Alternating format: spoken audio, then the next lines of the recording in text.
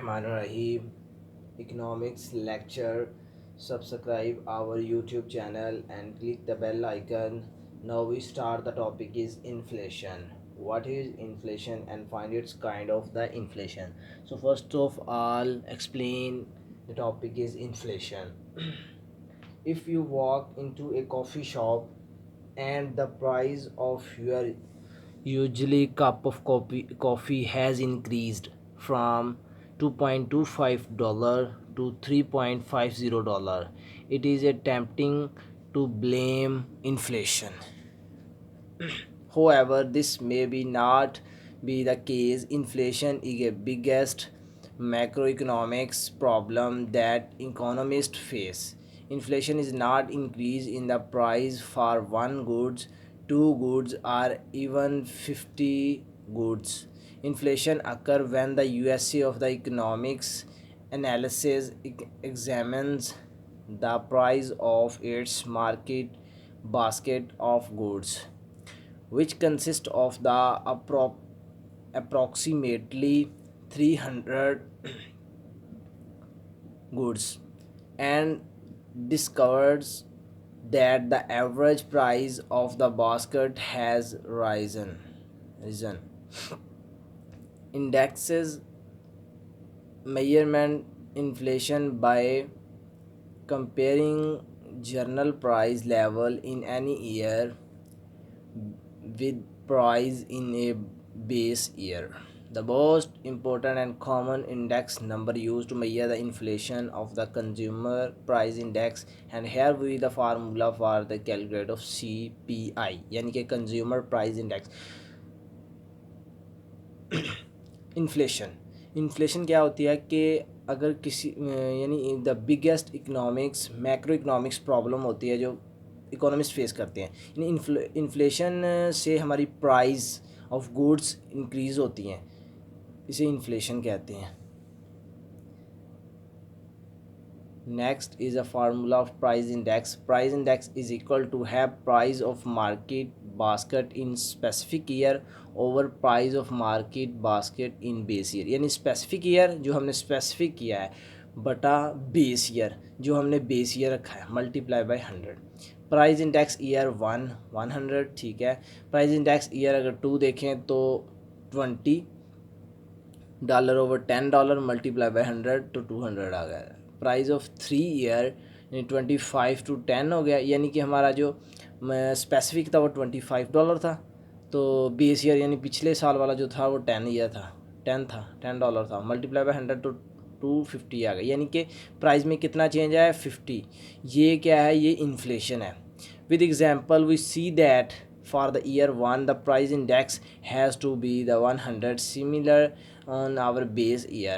The index number tell us that the price rose from year 1 to year 2 100%, and from the year 1 to the year 3 to 150%. Another the way of increasing measurement of inflation is the use to the GDP defaulter.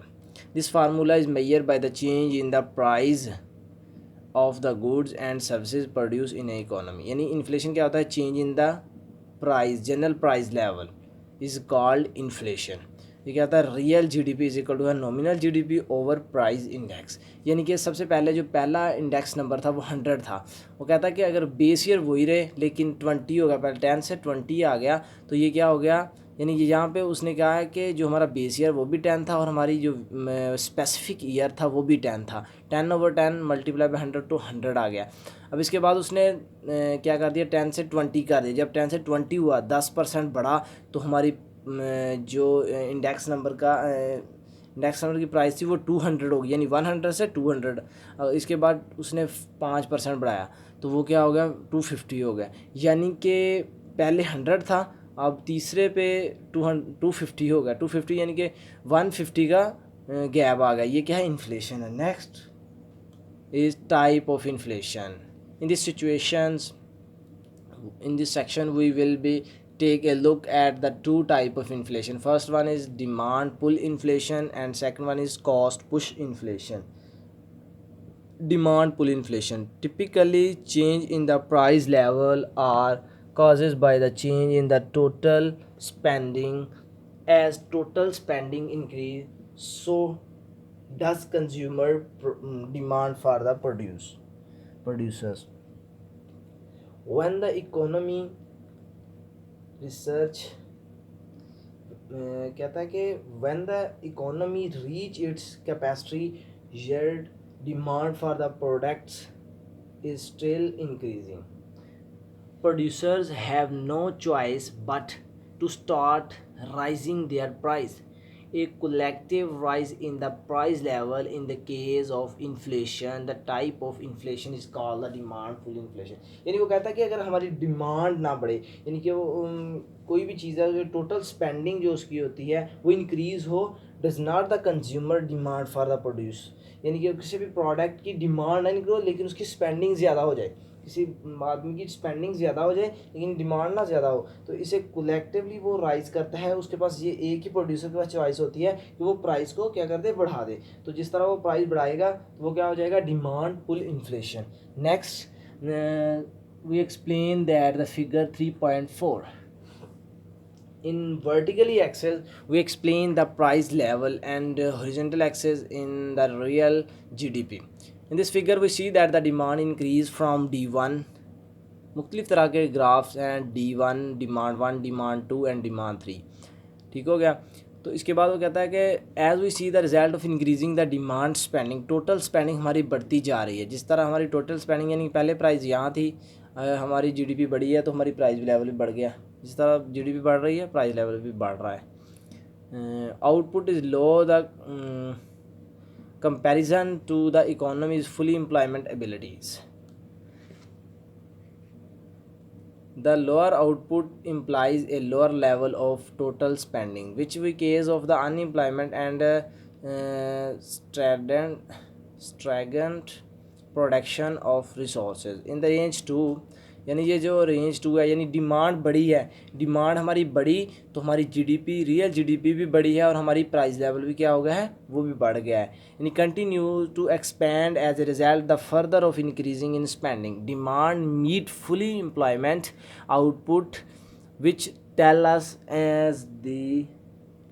as the economy is running on your cylinder or at a productive capacity. The price level being increased, telling us that the economy is growing. The range 3 यानी ये जो range 2 थी उसमें वो कह रहा था कि ये फुली एम्प्लॉयमेंट है, डिमांड की क्या हो गई है, ये कंटिन्यूसली एक्सपैंड हो रहा है, डिमांड फंक्शन हमारा क्या हो रहा है, एक्सपैंड हो रहा है ये 2 पे। लेकिन यहाँ पे क्या था कि यहाँ पे हमारा जो प्राइस लेवल सेम था लेकिन डिमांड हमारी चेंज हो रही थी। लेकिन रेंज 2 में क्या हुआ, डिमांड भी चेंज हुई तो हमारी प्राइस भी चेंज हुई, हमारी जीडीपी भी चेंज हुई। यानी ये यहाँ पर क्या आ गया, वो कहता है कि फुली यानी वो स्पेंडिंग ज़्यादा हो गई तो डिमांड ने क्या किया कि यहाँ पर एम्प्लॉयमेंट, फुली एम्प्लॉयमेंट आउटपुट दी, यानी कि एम्प्लॉयमेंट, फुली एम्प्लॉयमेंट दी। तो जो रेंज 3 है, total resources employed, this mean that the demand increase in case of the price level is increased. The firm cannot respond to increase the demand by increasing output, so they rising the price. यानी वो कहता है कि जो range 3 है, ये range 2 थी, इसके बाद रेंज 3 है, यानी कि D3 वो कह रहा है कि रेंज 3 पे क्या हुआ, कहता है कि डिमांड भी बढ़ी तो प्राइस भी बढ़ी। लेकिन रेंज 3 पर क्या हुआ, जो हमारा जीडीपी थी वो हमारी एक सेम है, जीडीपी यहाँ पे सेम है, इधर भी वही है इधर भी वही है, यानी कि जीडीपी हमारी सेम है लेकिन प्राइस लेवल चेंज हो रहा है और डिमांड भी हमारी पहले से ज़्यादा हो गया। तो प्रोड्यूसर के पास सिर्फ यही एक चॉइस होगी कि वो इसकी प्राइस को चेंज कर दे। तो फिर प्रोड्यूसर क्या करेगा कि उसकी प्राइस को चेंज कर, यानी कि इंक्रीज़ कर देगा उसकी प्राइस को। प्रोड्यूसर के पास यही एक आखिरी ऑप्शन होगा कि वो इसको प्राइस को चेंज कर दे। यानी firm can not be respond in increasing in demand by increasing output, यानी डिमांड एंड इंक्रीज आउटपुट बढ़ने से कंज्यूम यानी फर्म का कोई रिस्पॉन्स नहीं आएगा, सो दे राइजिंग द प्राइस, यानी कि वो क्या करेगा, प्राइस लेवल ज़्यादा करेगा। Cost push inflation, cost push inflation occur on the supply side of the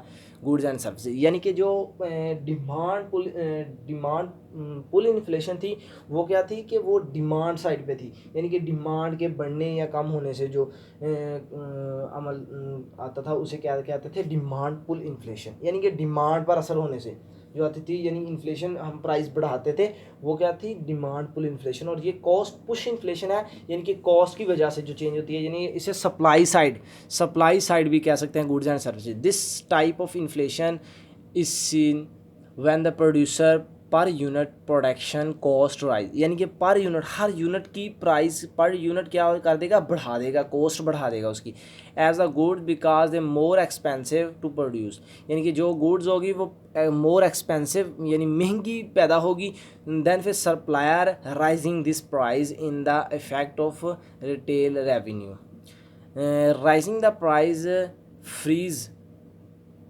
profit and decrease the supply of goods and services in the economy. The major sources of the cost push inflation in supply shock, यानी वो कहता है कि cost push inflation जो होती है ये supplied side की तरफ होती है, ठीक है। तो इन्फ्लेशन में क्या होता है कि वो प्रोड्यूसर क्या करता है कि पर यूनिट की प्रोडक्शन ऑफ कॉस्ट इंक्रीज़ करता है। जब प्रोडक्शन ऑफ कॉस्ट इंक्रीज़ होती है यानी कि गुड्स ज़्यादा एक्सपेंसिव पैदा होती है, तो सप्लायर क्या करता है, उसकी प्राइस को क्या कर देता है, बढ़ा देता है, क्योंकि वो अपना रेवेन्यू जनरेट करता है, ज़्यादा जनरेट करने की कोशिश करता है। तो वो कहता है कि जब इस तरह होगा यानी प्रॉफिट उसका ज़्यादा होगा तो डिक्रीजिंग हो जाएगी supply of goods and services क्या हो जाएगी, डिक्रीज हो जाएगी, लेकिन उसका प्रॉफिट ज़्यादा होगा, यानी कोई चीज़ महंगी हो जाएगी तो लोग उसको सप्लाई उस चीज़ की कम कर देंगे, तो क्या होगा, यानी उसको प्रॉफिट तो हो रहा है प्राइस बढ़ने से, लेकिन as such supply of goods and services क्या हो जाएगी, वो डिक्रीज हो जाएगी। As a major source of the cost push inflation, cost push inflation की वजह से क्या होगा, फिर कहता है कि सप्लाई शॉक आ जाएगा। सप्लाई शॉक क्या होता है, supply shocks are abrupt increase in the cost of production such the raw material and power input, यानी वो कहता है कि abrupt the increase the cost of production, यानी cost of production को abrupt कर देना मतलब बढ़ा देना, abrupt यानी ज़्यादा कर देना, अप यानी बढ़ा देना, such as a raw material and power input, यानी जो रॉ मटेरियल और पावर इनपुट है उनकी चीज़ों को, प्रोडक्शन को, कॉस्ट ऑफ प्रोडक्शन को क्या कर देना, बढ़ा देना, इसे कहते हैं सप्लाई शॉक, यानी महंगी चीज़ें हो जाती हैं। Next is how does inflation hurt, यानी सप्लेशन जो इन्फ्लेशन है जी हर्ट कैसे करती है। Unanticipated inflation hurts fixed income reciprocent saver and credit. Fixed income is income that the remaining the same over a long period of time. As inflation rate increase, the value of the purchasing power of the dollar drops. This most common example of the people on a fixed income are the adultery they receive pensions or other income. They will be a fix over the substance period of time. Landlord with the fixed leases are also be hurt by the inflation because their income may be not the adjusted for a fix period of time, यानी वो कहता है कि hurt कैसे करती है inflation को, यानी फिक्स इनकम जो होती है वो ज़्यादा इन्फ्लेशन को हर्ट करती है, यानी कि फिक्स इनकम जब रहती है तो क्या होता है कि इनकम के फिक्स रहने से प्राइस तो बढ़ जाती हैं, यानी लैंडलॉर्ड की जो होती है वो फिक्स नहीं होती, वो बढ़ती कम होती चली जाती है, तो उसको एडजस्ट करने में फिक्स पीरियड ऑफ टाइम में मसला पैदा होता है। Finally unanticipated inflation hurt credit and leaders, यानी क्रेडिटर को और लीडर को ज़्यादा इफ़ेक्टिव, यानी अनएंटिसिपेटेड इन्फ्लेशन असर करता है। Suppose building bulldog bank lend mister Venius $1,000 to be repaid to 2 year, in 2 year यानी कि 2 साल के लिए वो 1,000 रुपया इस बैंक में जमा करवा देता है, यानी बुलडॉग बैंक लैंड मिस्टर वेलिनेंस। ठीक है, तो वो कहता है कि if during those 2 year, in 2 सालों में the rate of inflation double, यानी इन्फ्लेशन रेट क्या होगा, पहले से ज़्यादा होगा, यानी कि रुपया पहले से ज़्यादा महंगा होगा, इन्फ्लेशन की रुपये की कदर पहले से कम हो जाती है। यानी वो कहता है कि एक मिस्टर वेलिना मिस्टर वेलिना है, वो एक बैंक में जमा करवाता है $1,000, यानी 2 साल के लिए जमा करवा देता है। लेकिन वो कहता है इन 2 सालों में रुपये की वैल्यू कम हो जाती है, मतलब इन्फ्लेशन हो जाती है, डबल हो जाती है। The $1,000 that the mister Velina repay will have only half the purchasing power, यानी कि परचेजिंग पावर से पहले से कम आ जाता है of the amount he originally borrow. As price rise the value of the dollar fall, यानी वो कहता है कि फिर क्या हुआ, यानी कि उसने $1,000 पे किया था, ठीक है, 2 साल के लिए उसने बैंक में जमा करवाया, डिपॉजिट करवाया, या कह दें कि रीपेड किया। ठीक है, तो 2 साल में कहता है कि जो रुपये की वैल्यू थी या रेट ऑफ इन्फ्लेशन था वो पहले से डबल हो गया, यानी पहले फर्ज कर लें कि पहले 5% था, तो फिर क्या होगा 10% होगा inflation rate.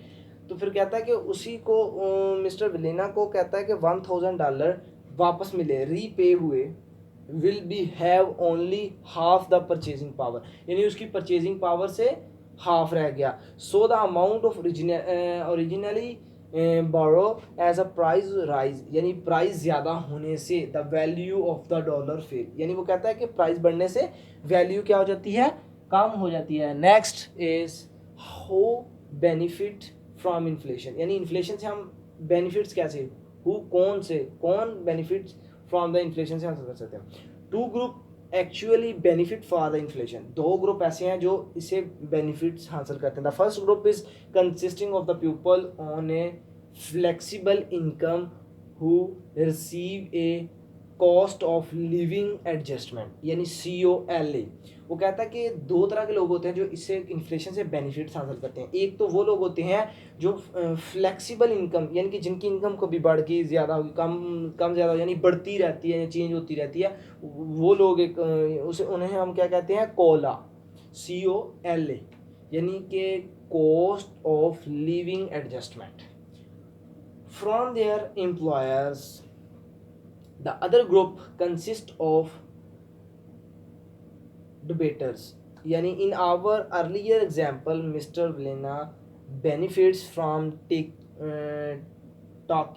out a 1,000 loan because the inflation minimize, यानी वो 1,000 उसने रुपया लोन लिया, इन्फ्लेशन पहले से क्या हो गई, कम हो जाए। Minimise the purchasing power of the money owner, यानी ऑनर की परचेजिंग पावर से पहले से कम हो जाए। In this arrears for the debtors to pay back the money they own, यानी वो कहता है कि वही एग्जांपल ले लें, यानी वो लोग बेनिफिट, 2 तरह के लोग होते हैं जो इन्फ्लेशन से बेनिफिट हासिल करते हैं। एक तो वो होते हैं यानी कि जो कहता है कि फ्लेक्सिबल, जिनकी इनकम कम या ज़्यादा, लोगों की इनकम कम या ज़्यादा, एक तो वो फ़ायदा उठा सकते हैं। और दूसरे लोग वो कौन से होते हैं, जो डिबेटर होते हैं, यानी मतलब कौन से लोग जो लोन लेते हैं, ठीक है, टेकिंग आउट ए 1,000, यानी कि वो कहता है कि जो लोन लेते हैं, ठीक है, लेकिन फिर इन्फ्लेशन मिनिमाइज़ कर देते हैं, इन्फ्लेशन की प्राइस मिनिमाइज़ होती है, तो purchasing power of the money owns, यानी उन्हें सिर्फ परचेजिंग पावर ऑफ मनी ही देनी पड़ती है, मतलब जो उन्होंने परचेज़ की थी, वैल्यू ली थी, पैसे लिए थे, वही उन्हें को वापस करने पड़ेंगे। तो एक तो वो लोग फ़ायदेमंद होते हैं इन्फ्लेशन से, और एक जो लोग मतलब जिनकी प्राइस चेंज होती है। ये 2 तरह के लोग होते हैं जो इन्फ्लेशन से फ़ायदा उठा सकते हैं। Thank you guys.